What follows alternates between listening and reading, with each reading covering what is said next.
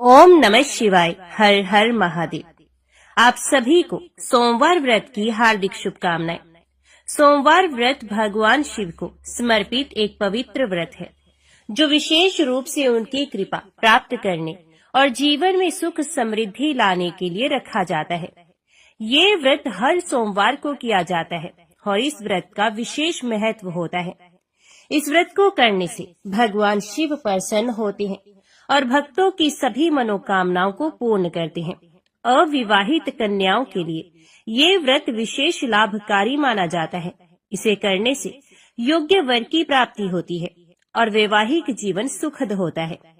जो महिलाएं संतान प्राप्ति की इच्छा रखती हैं, उनके लिए यह व्रत बहुत फलदायी होता है। इस व्रत से आर्थिक तंगी दूर होती है और कर्ज से भी मुक्ति मिलती है।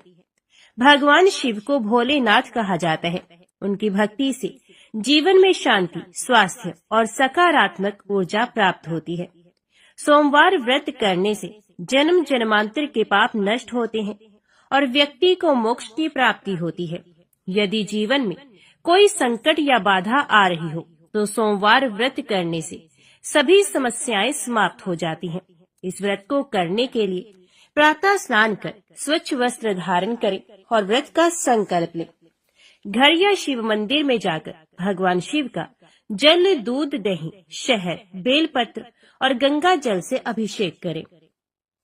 ओम नमः शिवाय मंत्र का जाप करें और शिव चालीसा का पाठ करें। दिन भर फलाहार करें और निराहार व्रत भी रखा जाता है। शाम के समय फिर से भगवान शिव की पूजा करें और सोमवार व्रत कथा को पढ़ें अथवा सुनें। शिव आरती करें और प्रसाद वितरण करें। अगले दिन प्रातः किसी ब्राह्मण या जरूरतमंद को भोजन कराकर व्रत का पारण करें। ये व्रत हर सोमवार किया जाता है या फिर 16 सोमवार तक लगातार यह व्रत करने से विशेष फल की प्राप्ति होती है। और श्रावण मास में किए जाने वाले सोमवार व्रत का भी विशेष महत्व होता है। सोमवार व्रत भगवान शिव की कृपा पाने और जीवन में सुख समृद्धि लाने का एक उत्तम साधन है। जो भी श्रद्धालु इसे श्रद्धा और भक्ति के साथ करता है, उसे भगवान शिव का आशीर्वाद प्राप्त होता है और उसके जीवन की सभी परेशानियां दूर हो जाती हैं। अभी सुनिए सोमवार की पौराणिक व्रत कथा। आर्याव्रत में चित्रवर्मा नाम से प्रसिद्ध एक राजा थे। वे दुष्टों को दंड देने के लिए यमराज के समान समझे जाते थे। वे धर्म मर्यादाओं के रक्षक, कुमार्गगामी पुरुषों को दंड देकर राह पर लाने वाले, समस्त यज्ञों का अनुष्ठान करने वाले और शरणार्थियों की रक्षा करने में समर्थ थे। भगवान शिव और विष्णु में उनकी बड़ी भक्ति थी। राजा चित्रवर्मा ने अनेक परम पराक्रमी पुत्रों को पाकर अंत में एक सुंदर मुख वाली कन्या प्राप्त की। एक दिन राजा ने जातक के लक्षण जानने वाले श्रेष्ठ ब्राह्मणों को बुलाकर कन्या की जन्म कुंडली के अनुसार भावी फल पूछे। तब उन ब्राह्मणों में से एक बहुज्ञ विद्वान ने कहा, महाराज, यह आपकी कन्या सीमंतनी नाम से प्रसिद्ध होगी। ये उमा भगवती माता की भांति मांगलमयी, दमयंती की भांति परम सुंदरी, सरस्वती के समान सब कलाओं को जानने वाली तथा लक्ष्मी की भांति अत्यंत सद्गुणों से सुशोभित होगी। ये 10,000 वर्षों तक अपने स्वामी के साथ आनंद भोगेगी और 8 पुत्रों को जन्म देकर उत्तम सुख का उपभोग करेगी। तत्पश्चात एक दूसरे ब्राह्मण ने कहा, यह कन्या 14वें वर्ष में विधवा हो जाएगी। ये वज्रघात के समान दारुण वचन सुनकर राजा 2 घड़ी तक चिंता में डूबे रहे। तदंतर सब ब्राह्मणों को विदा करके राजा ने सब कुछ भाग्य के अनुसार ही होता है ऐसा समझकर चिंता छोड़ दी। सीमंतनी धीरे धीरे सयानी हुई। अपनी सखी के मुख से भावी वैधव्य की बात सुनकर उसे बड़ा खेद हुआ। उसने चिंता मगन होकर याज्ञवल्क्य मुनि की पत्नी मैत्रेयी जी से पूछा, माताजी, मैं आपके चरणों की शरण में आई हूँ। मुझे सौभाग्य बढ़ाने वाले सत्कर्म का उपदेश दीजिए। इस प्रकार शरण में आई हुई राजकन्या से पतिव्रता मैत्रेयी ने कहा, सुंदरी, तो शिव सहित पार्वती जी की शरण में जा और सोमवार को एकाग्रचित हो स्नान और उपवास पूर्वक स्वच्छ वस्त्र धारण करके शिव और पार्वती का पूजन कर। सोमवार के दिन शिव और पार्वती की आराधना करती है इससे बड़ी भारी आपत्ति पड़ने पर भी तो उससे मुक्त हो जाएगी। घोर से घोर एवं भयंकर महाकलेश में पड़कर भी शिव पूजन ना छोड़ना, उसके प्रभाव से महान भय से पार हो जाओगी। इस प्रकार सीमंतिनी को आश्वासन देकर पतिव्रता मैत्री आश्रम को चली गई। राजकुमारी ने उनके कथन अनुसार भगवान शिव का पूजन प्रारंभ किया। निषद देश में नल की पत्नी दमयंती के गर्भ से इंद्रसेन नामक पुत्र हुआ था। राजा इंद्रसेन के पुत्र चंद्रागत हुए। नृपश्रेष्ठ चित्रवर्मा ने राजकुमार चंद्रागत को बुलाकर गुरुजनों की आज्ञा से उन्हीं के साथ अपनी पुत्री सीमंतिनी का विवाह कर दिया। उस विवाह में बड़ा उत्सव हुआ था। विवाह के पश्चात चंद्रागत कुछ काल तक ससुराल में ही रहे। एक दिन राजकुमार यमुना के पार जाने के लिए कुछ मित्रों के साथ नाव पर सवार हुए। भाग्यवश नाव यमुना के भंवर में मल्लाहों सहित डूब गई। यमुना के दोनों तटों पर बड़ा भारी हाहाकार मच गया। इस दुर्घटना को देखने वाले समस्त सैनिकों के विलाप से सारा आकाश मंडल गूंज उठा। डूबने वालों में से कुछ तो मर गए और कुछ ग्राहों के पेट में चले गए तथा राजकुमार आदि कुछ लोग उस महाजाल में अदृश्य हो गए। ये समाचार सुनकर राजा चित्रवर्मा बड़े व्याकुल हुए और यमुना के किनारे आकर मूर्छित होकर गिर पड़े। सीमंतिनी ने भी जब ये समाचार सुना तब वह अचेत होकर धरती पर गिर पड़ी।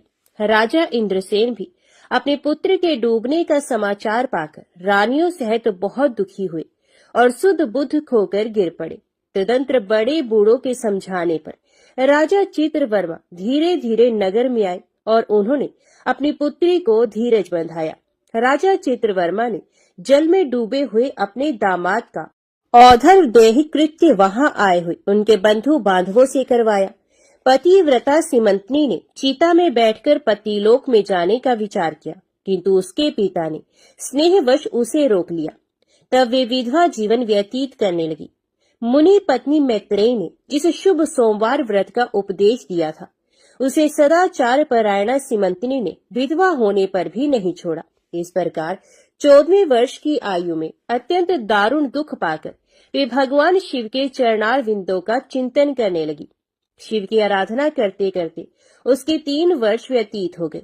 उधर पुत्र शोक से उन्मत्त हुए राजा इंद्रसेन को बलपूर्वक दबाकर उनके भाइयों ने सारा राज्य छीन लिया और उन्हें पत्नी सहित पकड़कर कारागृह में डाल दिया। इंद्रसेन के पुत्र चंद्रागत यमुना के जल में डूबने पर नीचे नीचे गहराई में उतरने लगे। बहुत नीचे जाने पर उन्होंने नागवधों को जल क्रीड़ा में निमग्न देखा। राजकुमार को देखकर वे भी विस्मित हुए और उन्हें पाताल लोक में ले गए। वहां चंद्रागत ने तक्षक नाग के परम अद्भुत रमणीय नगर में प्रवेश किया और इंद्र भवन के समान मनोहर एक सुंदर महल देखा, जो बड़े बड़े रत्नों की प्रकाशमान किरणों से उद्दीप्त हो रहा था। भगवान सूर्य के समान तेजस्वी तक्षक नाग को सभा भवन में विराजमान देख परम बुद्धिमान राजकुमार ने प्रणाम किया और हाथ जोड़कर खड़े हो गए। तक्षक के तेज से उनके नेत्र चौंधे आ गए। नागराज ने भी मनोरम राजकुमार को देखकर उन नागिनों से पूछा, ये कौन है और कहां से आया है? उन्होंने उत्तर दिया, हमने इसे यमुना जल में देखा है और इसके कुल तथा नाम का परिचय न होने के कारण आपके पास ले आई हैं। तब तक्षक ने राजकुमार से पूछा, तुम किसके पुत्र हो, कौन हो, कौन सा तुम्हारा देश है और यहाँ पर तुम्हारा कैसे आगमन हुआ है? राजपुत्र ने कहा, भूमंडल में निषद नाम से प्रसिद्ध एक देश है।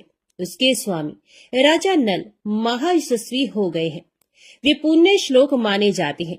उनके पुत्र इंद्रसेन हुए और इंद्रसेन का पुत्र मैं हुआ। मेरा नाम चंद्रागत है। मैं अभी नूतन विवाह करके ससुराल में ही टिका था और यमुना जी के जल में विहार करता हुआ देव की प्रेरणा से डूब गया। ये नाग पत्नियां मुझे आपके पास ले आई हैं। जन्मांतर के उपार्जित पुण्यों के प्रभाव से यहाँ मैंने आपके चरणार विंदों का दर्शन किया है। आज मैं धन्य हूँ। मेरे माता पिता कृतार्थ हो गए, क्योंकि आपने दया करके मेरी ओर देखा और मुझसे वार्तालाप किया है। इस प्रकार अत्यंत मनोहर उदारता पूर्ण वचन सुनकर तक्षक ने कहा, राजकुमार, तुम भय न करो, धैर्य रखो और बताओ, तुम संपूर्ण देवताओं में किसकी पूजा करते हो? राजकुमार ने कहा, जो संपूर्ण देवों में महादेव कहे जाते हैं, उन्हीं विश्वात्मा उमापति भगवान शिव की मैं पूजा करता हूँ, जो विधाता के भी विधाता, कारणों के भी कारण और तेजों में सर्वोत्कृष्ट तेज है। वे भगवान शिव मेरी परम गति हैं, जो अत्यंत निकट होकर भी पाप से दूषित चित्त वाले पुरुषों के लिए बहुत दूर है, तथा जिनके तेज की कोई सीमा नहीं, जो अग्नि, भूमि, वायु, जल और आकाश में भी स्थित है। ये विश्वात्मा भगवान सदाशिव हम सबके लिए परम पूजनीय है, जो संपूर्ण भूतों के साक्षी, सबकी आत्मा में स्थित रहने वाले परमेश्वर तथा निरंजन है। संपूर्ण संसार जिनकी इच्छा के अधीन है, मैं उन भगवान शिव की पूजा करता हूँ। ज्ञानी पुरुष जिन्हें एक आदि और पुराण पुरुष कहते हैं, गुणों के भेद से जिनमें भिन्नता की प्रतीति होती है, जिन्हें कोई तो क्षेत्रज्ञ, कोई तुरैय और कोई कूटस्थ कहते हैं, ये भगवान शिव मेरे परमाश्रय हैं, जो चैतन्यमय अचिंत्य तत्व है, जिनके तेज का कहीं अंत नहीं। श्रुति के नेति नेति वचनों से तदभिन्न समस्त वस्तुओं का बाध करके जिनके स्वरूप का निश्चय किया गया है, तथा आत्मज्ञानी पुरुषों के भी मन और वाणी की वृत्तियां जिनका स्पर्श नहीं कर पाती हैं, वे ही ये भगवान शिव मेरे परम पूजनीय हैं। जिनका प्रसाद पाकर साधु पुरुष अत्यंत उज्जवल इंद्रपद की भी अभिलाषा नहीं रखते, तथा कर्मों की अर्गला और काल चक्र को लांघकर निर्भय होकर विचरते हैं, वे भगवान शिव मेरी परम गति है। जिनकी स्मृति चांडाल की योनि में जन्म पाने वाले मनुष्यों के भी समस्त पाप रूपी रोगों का नाश करती है, तथा जिनका संपूर्ण रूप श्रुतियों के लिए भी ढूंढने योग्य है, उन्हीं भगवान शिव के उद्देश्य से मैं सदैव पूजा करता हूँ। देव नदी गंगा जिनके मस्तक पर स्थान पाकर सुशोभित होती है, भगवती जगदम्बिका जिनके अर्धांग में निवास करती है, तक्षक और वासुकी दोनों नागराज जिनके कानों के कुंडल हैं, वे चंद्रशेखर भगवान शिव मेरे परमाश्रय हैं। जिनके चरण कमल वेदों के शीर्ष स्थानीय उपनिषदों में गौरवान्वित होती है, वेदांत की श्रुति भी जिनके चरणार विंदों का गुणगान करती है, जिनका दिव्य स्वरूप सदा योगियों के हृदय में प्रकाशित होता है, तथा जिनकी सगुण मूर्ति संपूर्ण तत्वों का प्रकाश करने वाली है। गुणमयी सृष्टि पर विजय पाने वाले वे भगवान शंकर मेरे द्वारा पूजित होते हैं। राजकुमार की ये बात सुनकर तक्षक का चित्त प्रसन्न हो गया। उनके हृदय में महादेव जी के प्रति नूतन भक्ति भाव का उदय हो गया और वे उनसे इस प्रकार बोले, राजेंद्र नंदन, तुम्हारा कल्याण हो। मैं तुम पर बहुत प्रसन्न हूँ, क्योंकि तुम बालक होकर भी सर्वोत्कृष्ट परात्पर शिव तत्व को जानते हो। देखो, ये रत्न में लोक है, ये मनोहर नेत्रों वाली युवतियां हैं, ये मनोवांछित कामना पूर्ण करने वाले कल्प वृक्ष है, तथा ये अमृत रूपी जल से भरी हुई बावलियां हैं। यहाँ मृत्यु का दारुण भय नहीं है, बुढ़ापा और रोग से यहाँ किसी को पीड़ा नहीं होती है। तुम इच्छा अनुसार यही रहो और यथा योग्य सुख भोगों का उपभोग करो। नागराज के ऐसा कहने पर राजकुमार हाथ जोड़कर बोले, नागराज, मैंने समय पर विवाह किया है। मेरी पत्नी उत्तम व्रत का पालन करने वाली और शिव पूजा परायणा है, और मैं अपने माता पिता का इकलौता पुत्र हूँ। वे सब लोग इस समय मुझे मरा हुआ मानकर महान शोक से घिर गए होंगे, अतः मुझे किसी प्रकार भी यहाँ अधिक समय तक नहीं ठहरना चाहिए। आप कृपा करके मुझे उसी मनुष्यलोक में पुनः पहुंचा दे। नागराज तक्षक ने कहा, राजकुमार, तुम जब जब मेरी याद करोगे तब तब तुम्हारे सामने प्रकट हो जाऊंगा। ऐसा कहकर उन्होंने राजकुमार को एक सुंदर अश्व भेंट किया, जो इच्छा के अनुसार चलने वाला था। अनेक प्रकार के द्वीपों, समुद्रों और लोकों में उसकी अप्रतिहत गति थी। इसके सिवा उन्हें रत्न में आभूषण, दिव्य वस्त्र एवं दिव्य अलंकार भेंट किए। उनकी सहायता के लिए सारी व्यवस्था करने के पश्चात तक्षक ने जाओ कहकर प्रेम पूर्वक उन्हें विदा किया। चंद्रांगद उस घोड़े पर सवार हो निकले और थोड़ी ही देर में यमुना के जल से बाहर आकर उस दिव्य अश्व पर चढ़े हुए नदी के रमणीय तट पर घूमने लगे। इसी समय पतिव्रता सीमंतनी अपनी सखियों से घिरी हुई वहां स्नान करने के लिए आई। उसने यमुना के तट पर मनुष्य रूप धारी नाग कुमार के साथ भ्रमण करते हुए राजकुमार चंद्रागत को देखा। दिव्य अश्व पर आरूढ़ हुए अपूर्व आकार वाले उन राजकुमार को देखकर वे उन्हीं की ओर दृष्टि लगाए खड़ी हो गई। उसे देखकर चंद्रागत ने भी मन ही मन विचार किया, जान पड़ता है इसे मैंने पहले कभी देखा है। तत्पश्चात वे घोड़े से उतरकर नदी के किनारे आ बैठे और उस सुंदरी को बुलाकर समीप बैठाकर पूछा, तुम कौन हो, किसकी स्त्री और किसकी कन्या हो? सीमंतनी लज्जावश स्वयं कुछ बोल न सकी। तब उसकी सखी ने सब बातें बताई। इसका नाम सीमंतनी है। ये निषेध राज इंद्रसेन की पुत्र वधु युवराज चंद्रागत की पत्नी और महाराज चित्रवर्मा की पुत्री है। दुर्भाग्यवश इसके पति इस महाजल में डूब गए। इससे वैधव्य का दुख प्राप्त करके यह बाला शोक से सूखती जा रही है। अत्यंत प्रबल शोक में ही इसने 3 वर्ष व्यतीत किए हैं। आज सोमवार है, इसलिए यहाँ यमुना जी के स्नान करने के लिए आई है। इसके ससुर का राज्य भी शत्रु ने छीन लिया है, बलपूर्वक उस पर अधिकार जमा लिया है और वे महाराज अपनी पत्नी के साथ उनकी कैद में पड़े हैं। ये सब होने पर भी ये निर्मल अंतकरण वाली सदाचार परायणा राजकुमारी प्रति सोमवार को अत्यंत भक्ति भाव के साथ पार्वती सहित महादेव जी की पूजा करती है।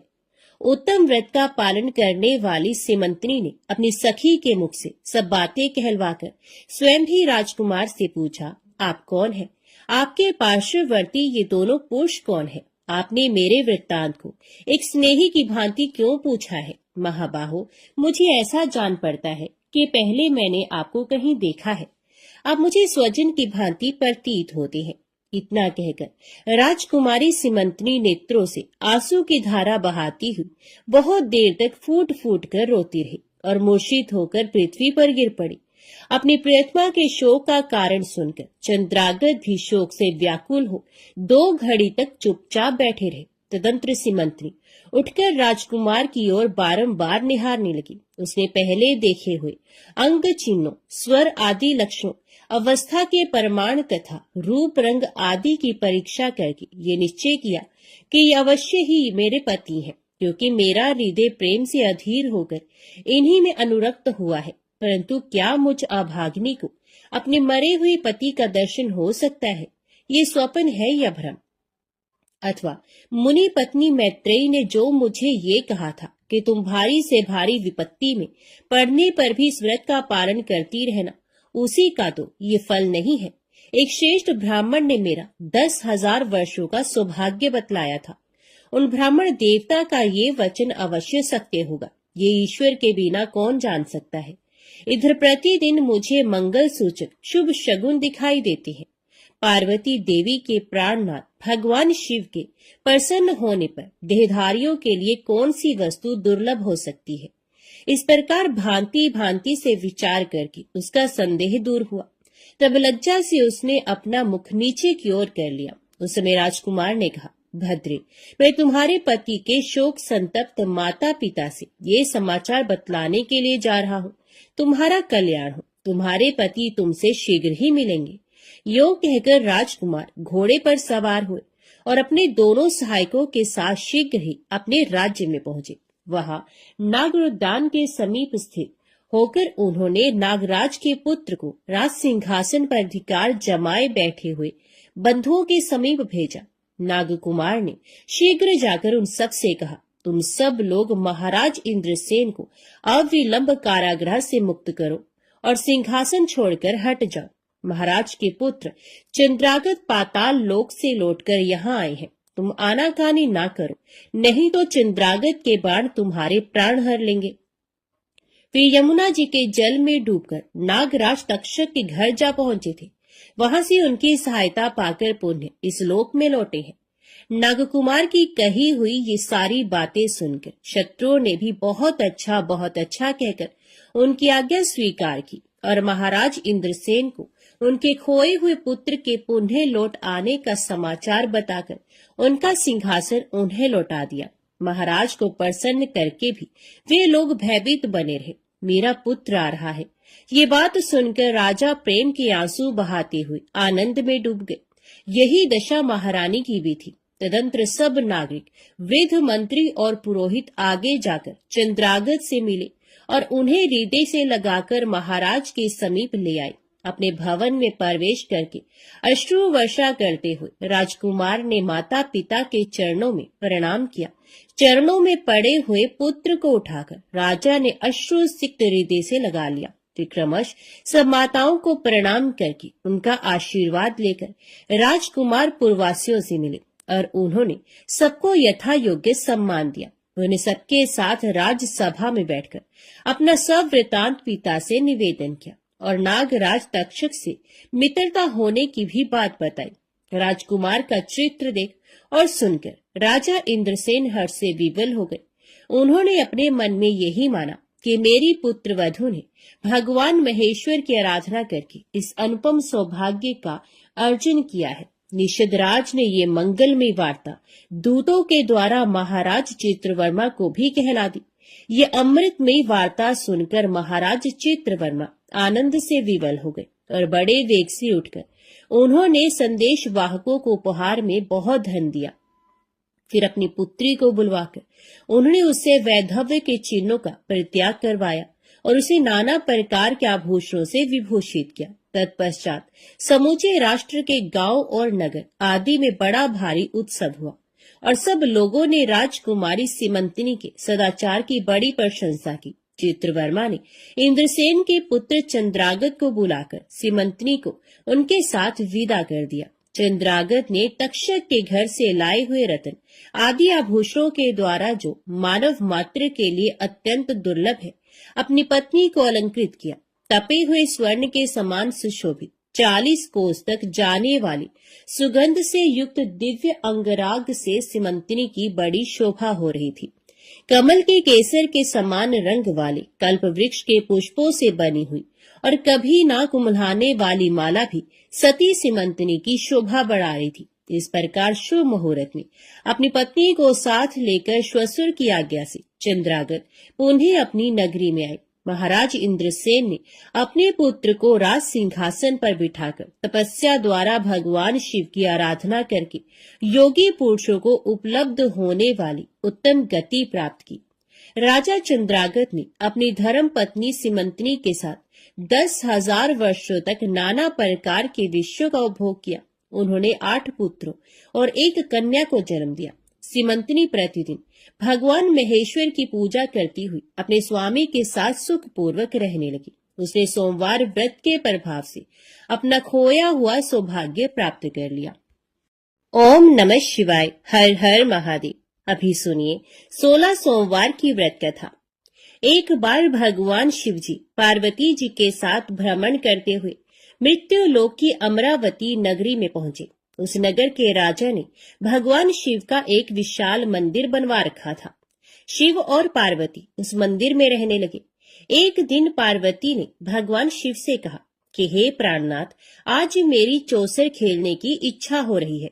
पार्वती की इच्छा जानकर शिव पार्वती के साथ चौसर खेलने बैठ गए। खेल प्रारंभ होते ही उस मंदिर का पुजारी वहां आ गया। माता पार्वती जी ने पुजारी जी से पूछा कि हे पुजारी जी, ये बताइए कि इस बाजी में किसकी जीत होगी। तो ब्राह्मण ने कहा कि महादेव जी की, परंतु चौसर में शिव जी की पराजय हुई और माता पार्वती जी की जीत हुई। तब ब्राह्मण को उन्होंने झूठ बोलने के अपराध में कोढ़ी होने का श्राप दिया। शिव और पार्वती उस मंदिर से कैलाश पर्वत पर लौट गए। पार्वती जी के श्राप के कारण पुजारी कोढ़ी हो गया। नगर के स्त्री पुरुष उस पुजारी की परछाई से भी दूर दूर रहने लगे। कुछ लोगों ने राजा से पुजारी के कोढ़ी हो जाने की शिकायत की, तो राजा ने किसी पाप के कारण पुजारी के कोढ़ी हो जाने का विचार कर उस मंदिर से निकलवा दिया। उसकी जगह दूसरे ब्राह्मण को पुजारी बना दिया गया। कोढ़ी पुजारी मंदिर के बाहर बैठकर भिक्षा मांगने लगा। कई दिनों के पश्चात स्वर्गलोक की कुछ अप्सराएं उस मंदिर में पधारी और उसे देखकर अप्सराओं ने कारण पूछा। पुजारी ने उन्हें भगवान शिव और पार्वती जी के चौसर खेलने और पार्वती जी के शाप देने की सारी कहानी कह सुनाई। तब अप्सराओं ने पुजारी से 16 सोमवार का विधिवत व्रत रखने को कहा। पुजारी द्वारा पूजन विधि पूछने पर अप्सराओं ने कहा, सोमवार के दिन सूर्य उदय से पहले उठकर स्नान आदि से निवृत्त होकर स्वच्छ वस्त्र पहनकर आधा सेर गेहूं का आटा लेकर उसके 3 अंग बनाना, फिर घी का दीपक जलाकर गुड़ नैवेद्य बेलपत्र चंदन अक्षत फूल जनेऊ का जोड़ा लेकर प्रदोष काल में भगवान शिव की पूजा अर्चना करना। पूजा के बाद 3 अंगों में एक अंग भगवान शिव को अर्पण करके एक आप ग्रहण करना। शेष 2 अंगों को भगवान का प्रसाद मानकर वहां उपस्थित स्त्री पुरुषों और बच्चों को बांट देना। इस तरह व्रत करते हुए जब 16 सोमवार बीत जाए तो 17वें सोमवार को 1 पाव आटे की बाटी बनाकर उसमें घी और गुड़ मिलाकर चूरमा बनाना, फिर भगवान शिव को भोग लगाकर वहां उपस्थित स्त्री पुरुष और बच्चों को प्रसाद बांट देना। इस तरह 16 सोमवार व्रत करने और व्रत कथा को सुनने से भगवान शिव तुम्हारे कोढ़ को नष्ट करके तुम्हारी सभी मनोकामनाएं पूरी कर देंगे। इतना कहकर अप्सराएं स्वर्गलोक को चली गई। पुजारी ने अप्सराओं के कथन अनुसार 16 सोमवार का विधिवत व्रत किया। फलस्वरूप भगवान शिव की अनुकंपा से उसका कोढ़ नष्ट हो गया। राजा ने उसे फिर मंदिर का पुजारी बना दिया और वह मंदिर में भगवान शिव की पूजा करता आनंद से जीवन व्यतीत करने लगा। कुछ दिनों के बाद पुनः पृथ्वी का भ्रमण करते हुए भगवान शिव और पार्वती उस मंदिर में पधारे। स्वस्थ पुजारी को देखकर पार्वती ने आश्चर्य से उसके रोग मुक्त होने का कारण पूछा, तो पुजारी ने उन्हें 16 सोमवार व्रत करने की सारी कथा कह सुनाई। पार्वती जी भी व्रत की बात सुनकर बहुत प्रसन्न हुई और उन्होंने पुजारी से उसकी विधि पूछकर स्वयं 16 सोमवार का व्रत प्रारंभ किया। पार्वती जी उन दिनों अपने पुत्र कार्तिकेय के नाराज होकर दूर चले जाने से बहुत चिंतित रहती थी। वे कार्तिकेय को लौटा लाने के अनेक उपाय कर चुकी थी, लेकिन कार्तिकेय लौटकर उनके पास नहीं आ रहे थे। 16 सोमवार का व्रत करते हुए पार्वती ने भगवान शिव से कार्तिकेय के लौटने की मनोकामना की। व्रत समापन के तीसरे दिन सचमुच कार्तिकेय वापस लौट आए।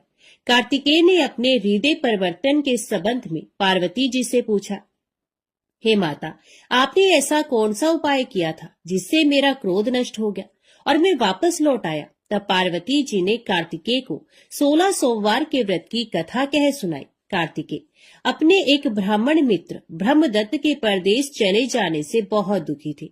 उसको वापस लौटाने के लिए कार्तिकेय ने 16 सोमवार का व्रत करते हुए ब्रह्मदत्त के वापस लौट आने की कामना प्रकट की। व्रत के समापन के कुछ दिनों के बाद मित्र लौट आया। ब्राह्मण ने कार्तिकेय से कहा, प्रिय मित्र, तुमने ऐसा कौन सा उपाय किया जिससे परदेश में मेरे विचार एकदम परिवर्तित हो गए और मैं तुम्हारा स्मरण करते हुए लौट आया। कार्तिकेय ने अपने मित्र को भी 16 सोमवार के व्रत की कथा विधि सुनाई। ब्राह्मण मित्र व्रत के बारे में सुनकर बहुत खुश हुआ और उसने भी व्रत किया। 16 सोमवार व्रत का समापन करने के बाद ब्रह्मदत्त विदेश यात्रा पर निकला। वह नगर के राजा हर्षवर्धन की बेटी राजकुमारी गुंजन का स्वयंवर हो रहा था। वहां के राजा ने प्रतिज्ञा की थी कि एक हथिनी यह माला जिसके गले में डालेगी वे अपनी पुत्री का विवाह उसी से करेगा। ब्राह्मण भी उत्सुकतावश महल में चला गया। वहां कई राज्यों के राजकुमार बैठे थे। तभी एक सजी धजी हथिनी सूंड में जयमाला लिए वहां आई। हथिनी ने ब्राह्मण के गले में जयमाला डाल दी। फलस्वरूप राजकुमारी का विवाह ब्राह्मण से हो गया। एक दिन उसकी पत्नी ने पूछा, हे प्राणनाथ, आपने कौन सा शुभ कार्य किया था जो उस हथिनी ने राजकुमारों को छोड़कर आपके गले में जयमाला डाल दी? ब्राह्मण ने 16 सोमवार व्रत की विधि बताई। अपने पति से 16 सोमवार का महत्व जानकर राजकुमारी ने पुत्र की इच्छा से 16 सोमवार का व्रत किया। निश्चित समय पर भगवान शिव की अनुकंपा से राजकुमारी के एक सुंदर सुशील व स्वस्थ पुत्र पैदा हुआ। पुत्र का नामकरण गोपाल के रूप में हुआ।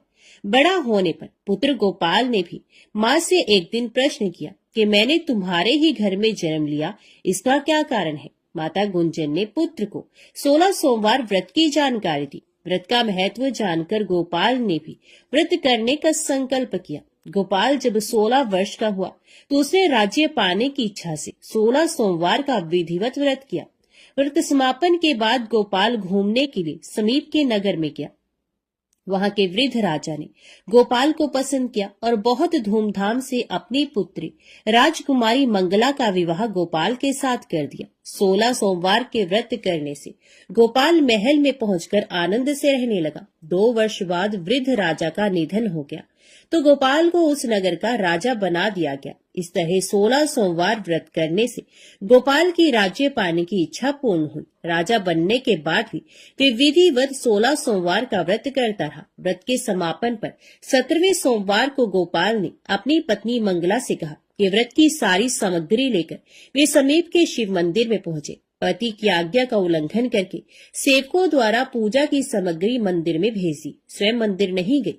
जब राजा ने भगवान शिव की पूजा पूरी की तो आकाशवाणी हुई, हे राजन, तेरी रानी ने 16 सोमवार व्रत का अनादर किया है, सो रानी को महल से निकाल दे, नहीं तो तेरा सब वैभव नष्ट हो जाएगा। आकाशवाणी सुनकर उसने तुरंत महल में पहुंचकर अपने सैनिकों को आदेश दिया कि रानी को दूर किसी नगर में छोड़ाओ। सैनिकों ने राजा की आज्ञा का पालन करते हुए उसे तत्काल घर से निकाल दिया। रानी भूखी प्यासी उस नगर में भटकने लगी। रानी को उस नगर में एक बुढ़िया मिली। ये बुढ़िया सूत काट कर बाजार बेचने जा रही थी, लेकिन इस बुढ़िया से सूत उठ नहीं रहा था। बुढ़िया ने रानी से कहा, बेटी, यदि तुम मेरा सूत उठाकर बाजार तक पहुंचा दो और सूत बेचने में मेरी मदद करो तो मैं तुम्हें धन दूंगी। रानी ने बुढ़िया की बात मान ली, लेकिन जैसे ही रानी ने सूत की गठरी को हाथ लगाया तभी जोर की आंधी चली और गठरी खुल जाने से सारा सूत आंधी में उड़ गया। बुढ़िया ने उसे फटकार कर भगा दिया। रानी चलते चलते नगर में एक तेली के घर पहुंची। उस तेली ने तरस खाकर रानी को घर में रहने के लिए कह दिया, लेकिन तभी भगवान शिव के प्रकोप से तेली के तेल से भरे मटके एक एक करके फूटने लगे। तेली ने भी भगा दिया। भूख प्यास से व्याकुल रानी वहां से आगे गई और चल पड़ी। रानी ने एक नदी पर जल पीकर अपनी प्यास शांत करनी चाही तो नदी का जल उसके स्पर्श से सूख गया। अपने भाग्य को कोसती हुई रानी आगे चल दी। चलते चलते रानी एक जंगल में पहुंची। उस जंगल में एक तालाब था, उसमें निर्मल जल भरा हुआ था। निर्मल जल देखकर रानी की प्यास तेज हो गई, जल पीने लगी। रानी ने तालाब की सीढ़ियां उतरकर जैसे ही जल को स्पर्श किया तभी उस जल में असंख्य कीड़े उत्पन्न हो गए। रानी ने दुखी होकर उस गंदे जल को पीकर अपनी प्यास शांत की। रानी ने एक पेड़ की छाया में बैठकर कुछ देर आराम करना चाहा तो उस पेड़ के पत्ते पल भर में सूखकर बिखर गए। रानी दूसरे पेड़ के नीचे जाकर बैठी। जिस पेड़ के नीचे बैठती वही सूख जाता। वन और सरोवर की ये दशा देखकर वहां के गवाले बहुत हैरान हुए। गवाले रानी को समीप के मंदिर में पुजारी जी के पास ले गए। रानी के चेहरे को देखकर ही पुजारी जान गए कि रानी अवश्य किसी बड़े घर की है, भाग्य के कारण दर दर भटक रही है। पुजारी ने रानी से कहा, पुत्री, तुम कोई चिंता नहीं करो, मेरे साथ इस मंदिर में रहो, कुछ ही दिनों में सब ठीक हो जाएगा। पुजारी की बातों से रानी को बहुत सांत्वना मिली। रानी उस मंदिर में रहने लगी। रानी भोजन बनाती तो सब्जी जल जाती, आटे में कीड़े पड़ जाते, जल से बदबू आने लगती। पुजारी भी रानी के दुर्भाग्य से बहुत चिंतित होते हुए बोली, हे पुत्री, अवश्य ही तुझसे कोई अनुचित काम हुआ है जिसके कारण देवता तुझसे नाराज हैं और उनकी नाराजगी के कारण ही तुम्हारी ये दशा हुई है। पुजारी की बात सुनकर रानी ने अपने पति के आदेश पर मंदिर में ना जाकर शिव की पूजा नहीं करने की सारी कथा कह सुनाई।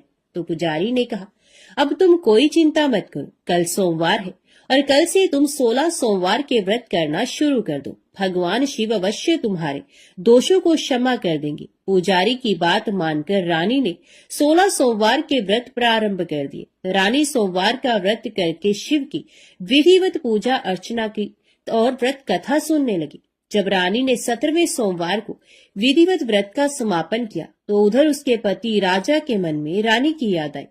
राजा ने तुरंत अपने सैनिकों को रानी को ढूंढकर लाने के लिए भेजा। रानी को ढूंढते हुए सैनिक मंदिर में पहुंचे और रानी से लौटकर चलने के लिए कहा।